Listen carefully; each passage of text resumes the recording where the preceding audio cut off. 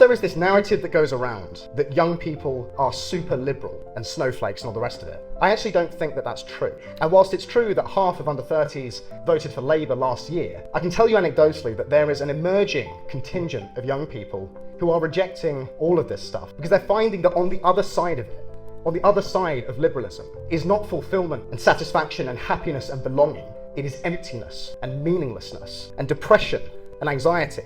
25% of young people suffer from depression, and half feel anxious all the time. And it's no surprise why, because without identity, without a sense that one is part of something greater than themselves, when all that is on offer is just meaningless, immediate, hedonistic pursuits, or punching a clock in some corporate office, for a manager who hates you, for a corporation who regards you purely as a number on a spreadsheet, unsurprisingly, there's not a lot of meaning to be found in that. And so whilst the culture at large has decried those traditional sources of identity like the family and the community and the nation and faith as oppressive prisons to be broken out of, we're finding actually that maybe our ancestors who held those things up as being the ultimate sources of meaning in life, the ultimate, where the substance of life is to be found, perhaps they knew a thing or two. Perhaps there's a reason that those values held our civilization together and made it great for over 1,000 years. And so, as I say, there is a growing contingent, still a minority, but a growing contingent of young people who are returning to these traditional sources of identity. And they're finding, actually, that the substance of life is to be found in those things.